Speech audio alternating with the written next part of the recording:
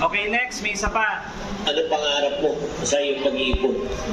Pangarap ko po coach, magkasariling bahay para sa aking bubuing future family. Yun po, bahay and then yung dream wedding. Sana po maging ninong po namin kayo coach sa aming magiging kasal. Naku, parang ang hirap makatanggi na sa television at radyo tayo may mga nakikinig eh. Talagang parang, siguro magagawin to pag nagpapapose ka. Itatandaan mo pag ikaw ikakasal huwag yung kasal na pulubi later.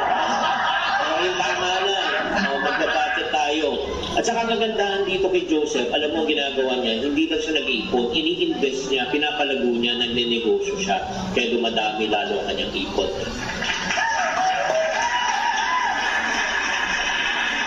Okay, so maraming salamat at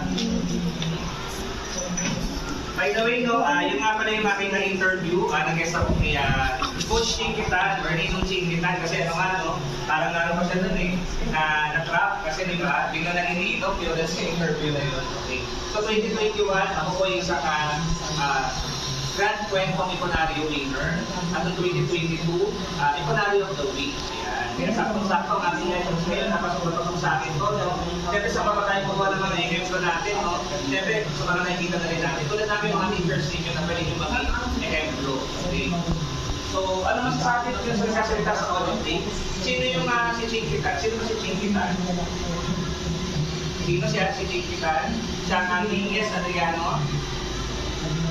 Pambansang web coach. Bigyan natin ng dalawang palakpak sa yan. So, pagbansang web coach, saan pa nila si Chinkitan? Sa pag? Yes, Alfred. Pag-iipon, mahusay. Bigyan natin dalawang bagsak si Alfred. Ano pa? Pinakita ko mga produkto kanina. Di ba gumawa rin kayo ng produkto dati? Di ba? Pag-negosyo. Mahusay. Palakpakan tayo dalawa. Okay, basahin ko ngayon number 2. Email.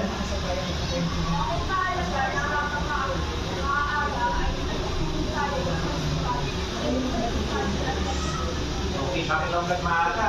Marami lang naman ang nakakadiskart eh. Diba?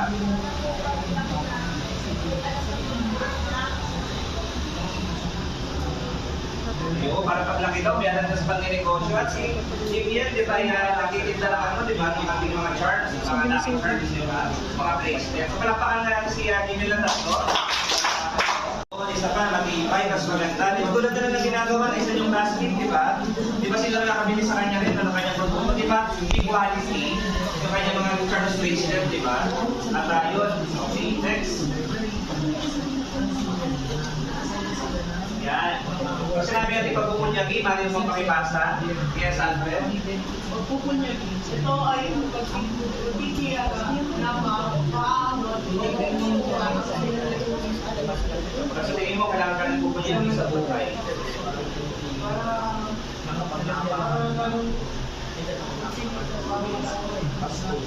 Makuha ang nais. So yung katupad ang inyong pangalan. Palakpakan natin si Alfred din.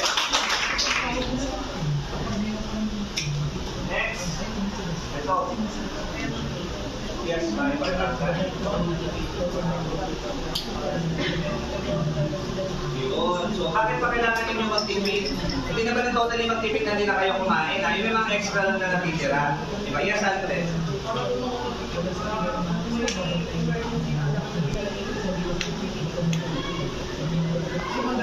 Yun, pang may emergency. Napakahusay, no? Napaka natin si Alfred. At yan pumapasok ng ating delayed gratification. Ano nga ba ibig sabihin ng delayed gratification? Nakuha sa ating pagtitipid or pag-iipon, no? Yes? Yes, ay alam na lang na siya doon. Yes, karaman? Ano? Tiis-tiis na, binhawa later. Parang baka naman natin. Diba? Tiis-tiis na, binhawa later, no? Okay, hindi yung gastos-gastos na pulubi later, di ba? Aray ko. pinakita mo ang iyong masipagak, pagpupunyagi at pagtitipid. Kung paano nagawa, susulat ito sa iyong So, dito sa nito ang nakalagay ng mga nagawa sa kanilang side. Tapos sabi, ano lang ang mga hack na nagawa ko para doon. Okay, so ano ulit yung delete gratification? Sabay-sabay? This is now, ginawa later. Okay, delete gratification. And that's the end of our lesson. Okay, palakpakan natin yung sarili. Okay? Matapos.